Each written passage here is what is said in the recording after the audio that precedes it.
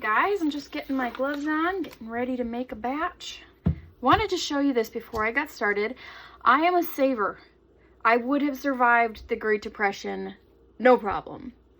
But I have these cups that I save from restaurants or grapefruit. Around Christmas time, we get a lot of pomegranate arils or Ariels. I don't know how to say them. But they come in these little cups, and I save them to start seeds in them for the garden. However, I'm not going to do that this year. I think I'm going to do direct sow for all of my garden plants this year. So I have all of these little cups that I've been saving, and I looked at the bottom of them, and several of them are coded 5 for a recycle code. Some of them I couldn't use, but I did use the ones that are the proper recycle code to be able to work with lye, because several different containers don't work as well, and they will break down or warp or bleed or bleach into the soap. The lye will react with it, and it will not react well. So these are really cool. If you're someone that likes to save things, you might want to look at your containers and what recycle code they are. My lye container is has a screw top lid. This is an old cornstarch container, and it has a recycle code of 2. So recycle code 2 or 5. If you look at the bottom of containers, you will see what their recycle code is. Some you can use, some you can't, but it's worth a shot to look into that. Instead of tossing stuff away, you might be surprised. So let us proceed.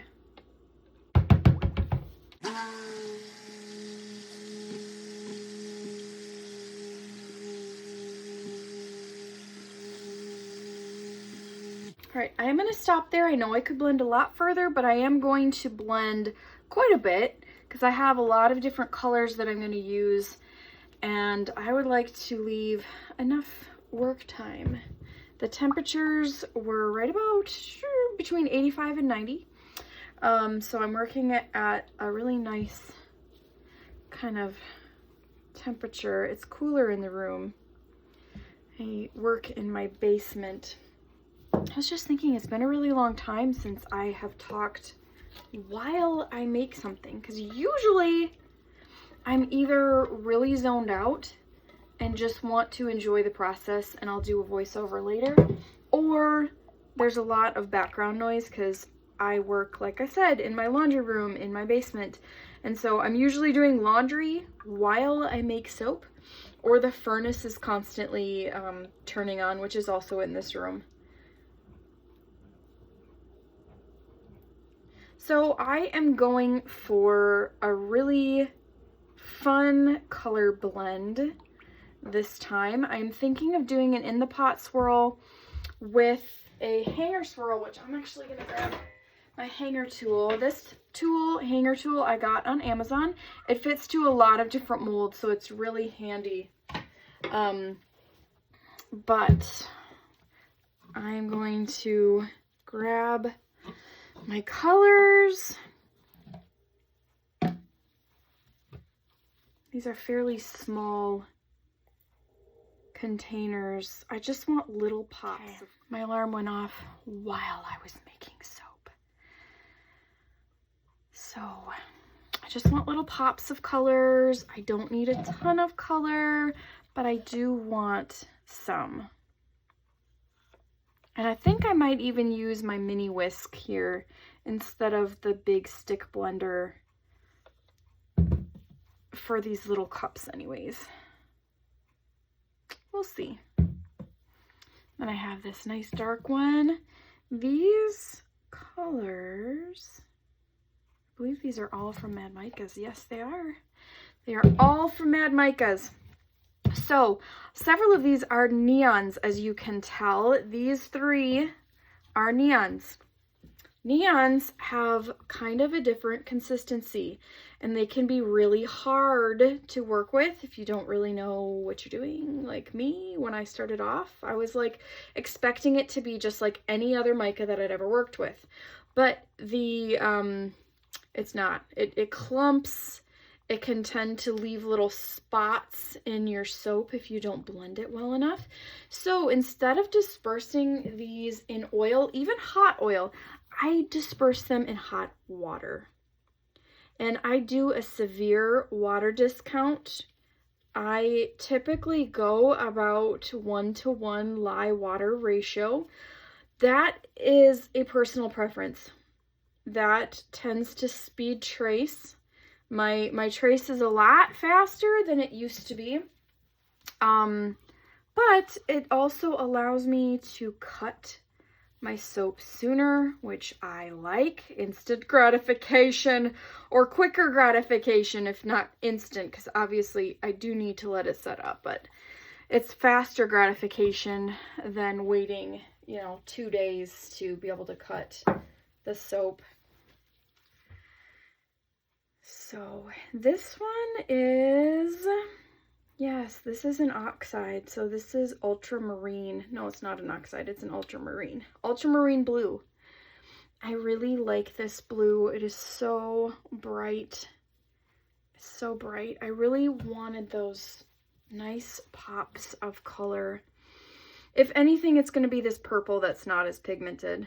I think, yeah, I might have to add some more because I did not add very much. And sometimes it's nice to have a contrast, but that's quite light. That's a light one. I want it to be a little bit more pigmented. I didn't add enough.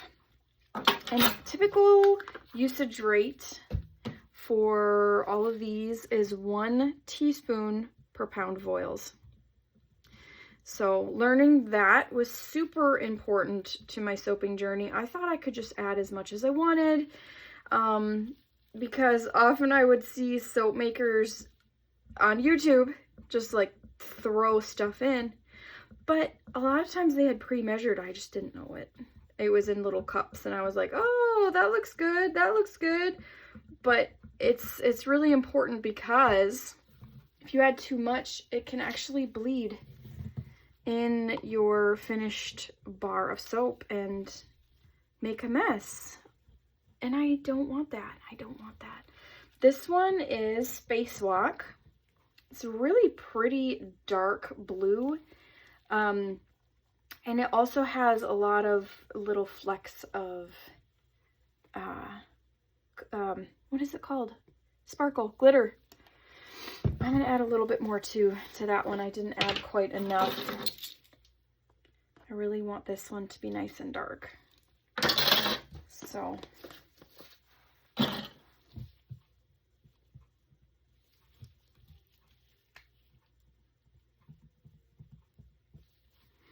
yeah, I think I might go in with my mini whisk. I might go in with my mini whisk and then kind of blend these up and see how this one's doing. This one's doing pretty good. I try to go from lightest to darkest. And it is setting up fairly quickly, and it is heating up as well, so it's starting to go through gel phase. Not all my soaps go through gel phase, but more often than not they do. I actually prefer gel phase in most cases, unless I am working with a very delicate ingredient like goat's milk, which, whew, this one's really setting up. I might just pour this in because I don't want that to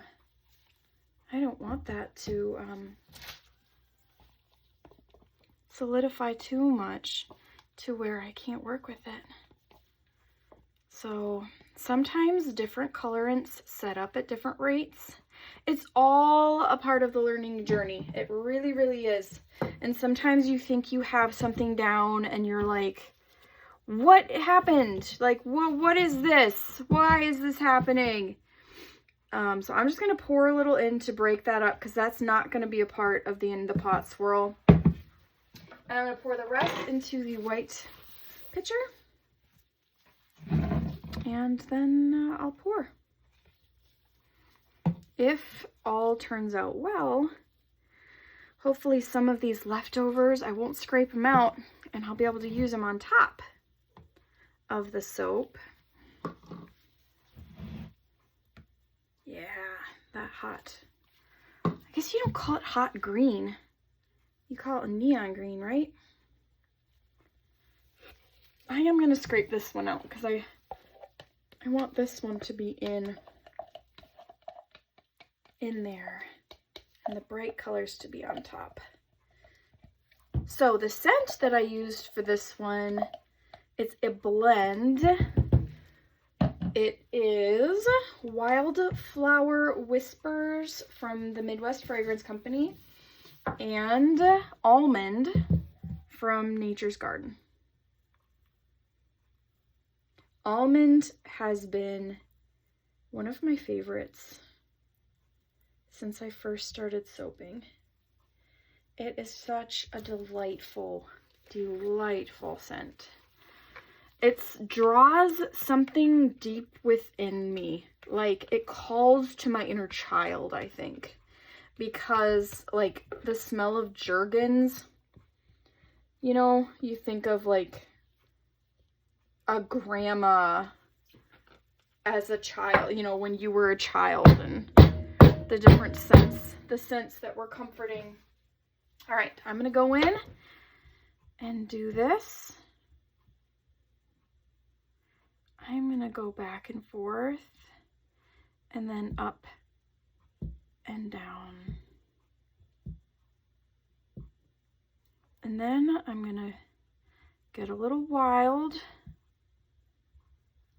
And there we go.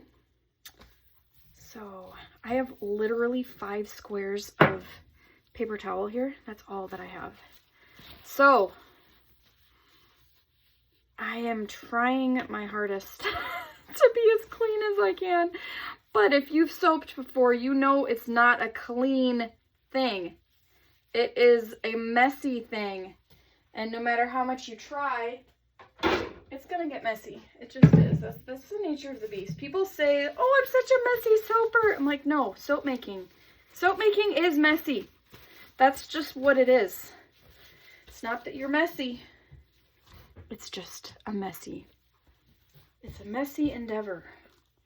Okay, so I'm going to kind of just plop this on and try and make sure that every bar gets a little bit of each color. Also, I could wash these containers out, and I may, I don't know.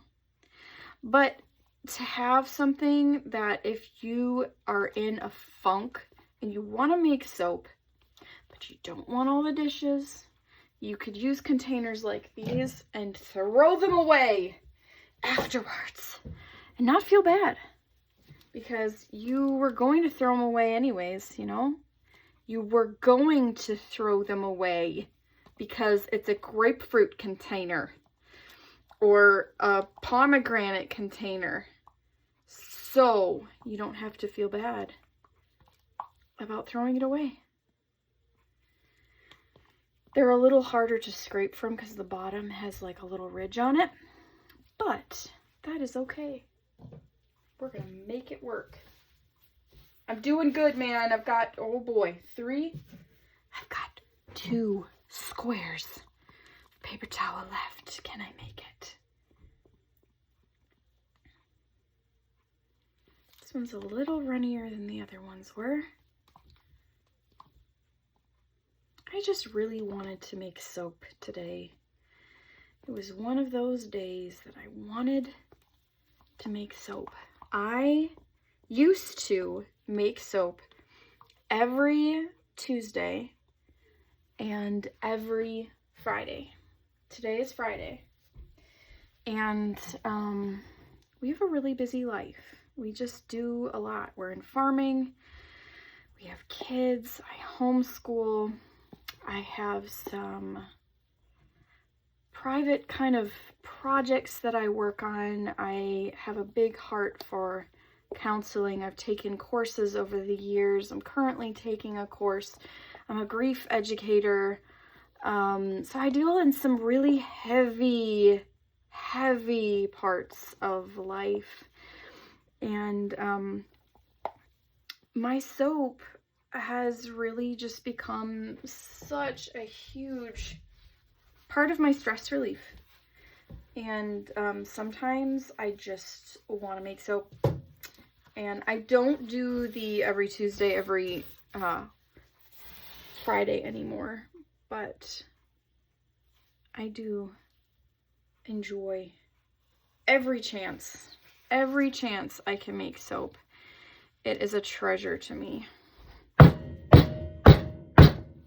right. So I'm going to use the bigger chopstick. I have different ones. I don't know if I'm going to, what do I want to do? I don't know. Maybe I'll do some swirls. Oh, that's going to be pretty because it's thicker. It's thicker trace. So those swirls are going to be really nice. And also with the swirls, I don't want to stick my chopstick down into the soap. I want to just graze the top of the soap. Because, or else it will alter the inside design. So, I don't know. Do I want to do more? I don't want it to be too much. Maybe I'll just do this. It's really hard to know when to stop. All right, here we go. So, this is approximately 4 hours after pouring. And you can see that it is coming off, peeling off of the silicone very cleanly. It's not sticky. The bottom might stick a little. Yeah, that bottom layer.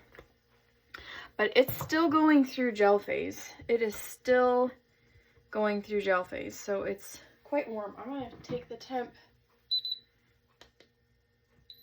106. So it's coming down from gel phase. I'm going to put it on its side. It's a little taller, so put it on its side. That dark blue looks almost black. It's cutting really nice and smooth. Yeah, that dark blue turned almost black. So all of that swirling that I did, that is what happened with it. I love that. That is exquisite. And I love that the yellow's on the bottom and there's kind of just pockets of different colors. It's more defined. It's not all muddled together. I love it. Sometimes I cut a batch and I'm like, I'm not sure. This one, immediate love. And this is totally different from the first bar too. That yellow is still on the bottom, but the colors are very defined where they are at. That blue, that bright poppin' blue, this is quite warm. 120. So it's even hotter. Gel phase starts in the middle of the batch. In the middle of the batch, and then it spreads outwards. So you want to get a full gel phase if you are going for gel. That way you don't end up with that circle, and on the end pieces you have no gel phase, and on the middle you have gel phase completed. So yeah, I'm really in awe of this. This is gorgeous, and some of these look like little lotus flowers almost. So what I did, you saw what I did with the thing, with the, what is it called? The wire. Come on now, Martha. Whatever, hanger tool.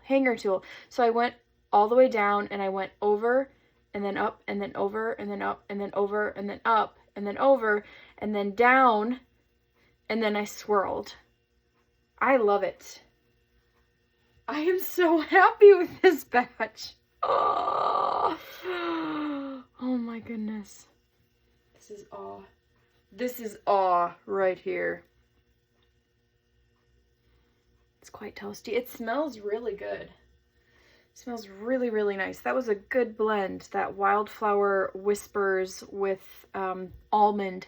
So it has some creamy undertones. The floral is not overwhelming, but it does have a nice kind of outdoorsy scent as well.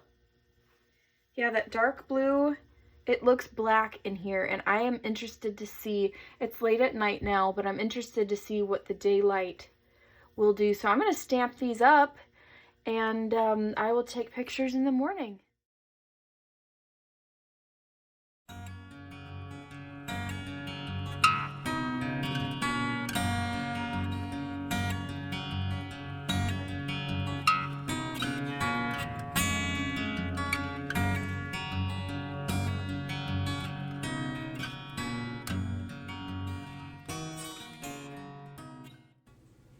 Thanks so much for watching this video. As always, my name is Martha, and I'm the owner and operator of Blue Haven Soapery. You can find my shop at bluehavensoapery.etsy.com.